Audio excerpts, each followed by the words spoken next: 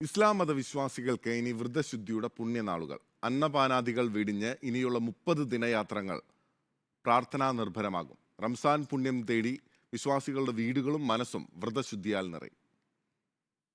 അല്ലാഹു അക്ബർ അല്ലാഹു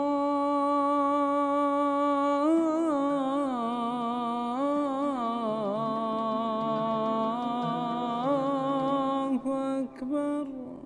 മാനത്തമ്പിളി തെളിഞ്ഞു. റമദാൻ പുണ്യം തേടി ഒരു മാസക്കാലം ഇനി പ്രാർത്ഥനാ നിർഭരം. ശഹ്റു റമദാനല്ലദീ ഉൻസില ഫീഹിൽ ഖുർആനു ഹുദൻ ലിന്നാസ്.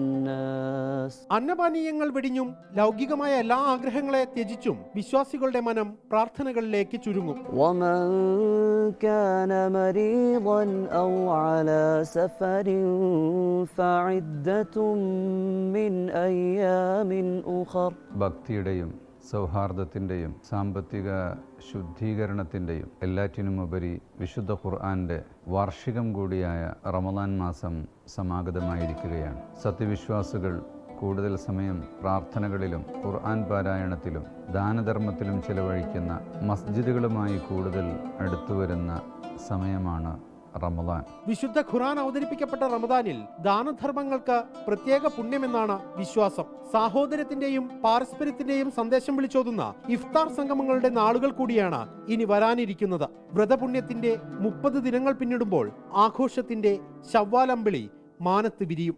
Video journalist Zuber Faizy, reporter, Kozhikode.